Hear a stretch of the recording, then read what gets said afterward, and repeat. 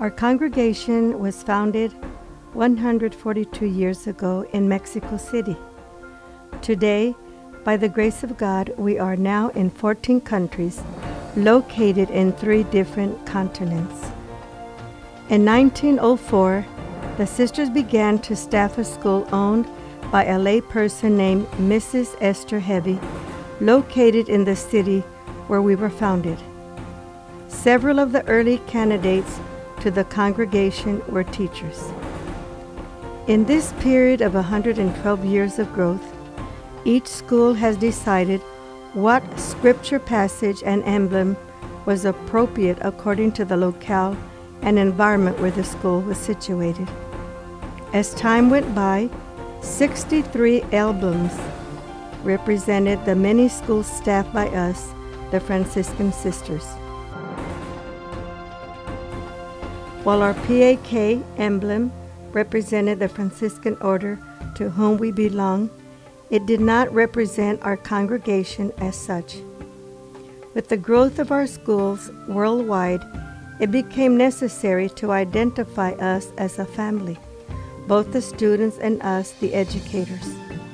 Just as families are known by last names, we knew that with a common identification, we would recognize students from any school staffed by our sisters. So 2 years ago, Mother General, with the advice of her council and teaching professionals, began to define the characteristics that identify the congregation. The purpose was to consolidate and present a common emblem from our educational philosophy. Naturally, they examine our history and constitutions, besides other church documents, to plan the emblem and further explain our school philosophy. The emblem for us will say PAP, Poverello of Assisi Preschool. The emblem has 3 components. On the left side, a Franciscan cord, book, the Vineyard of the Lord. On the right side, a magenta background, the light of the rising sun, and blue background. PAP is the emblem now to be used for identification on school clothing, graduation shield, and school communication, such as the monthly newsletter. The motto on the school building, "Let the children come to me," will soon read, "To form, to construct a fraternal world." We give you this information in order to clarify the changes you will see in the next months during the school year. The meaning of the symbols. Franciscan cord, symbol of the fraternal community. The 3 knots represent the life lessons of evangelical, Marian, and Franciscan values that characterize the educational community of the Franciscan Sisters of the Immaculate Conception. The light of the sunrise.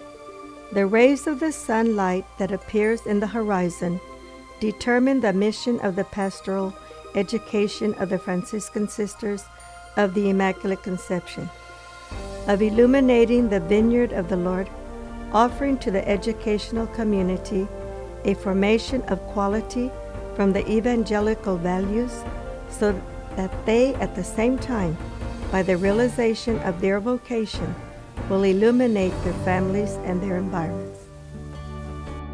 Book, Vineyard of the Lord, symbol of the science, knowledge, wisdom, shows the possibilities that the Institute offers to the students to form and convert to be constructive members of the society through integral formation. The book pages represent the human dimensions, spiritual and academic, that integrate the educational process, symbol of personal growth and hope, harmony with nature and compromise with the care of Mother Earth. The vine. The lines and furrows that appear in the book represent the privileged fields of formation and action where they are cultivated. They promote and transmit the values of the kingdom, and the congregational charism that constitutes the center of the spirituality of the Franciscan Sisters of the Immaculate Conception, having in mind the maximum grade of dignity of the person. The meaning of colors. Blue background.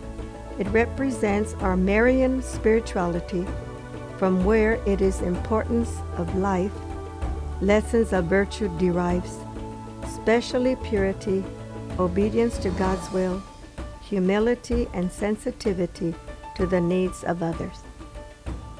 Magenta background.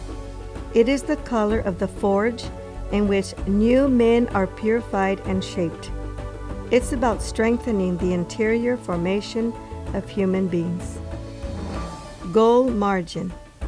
Gold is associated with great ideals. It represents honor and loyalty because when you educate, it upraises the person's dignity.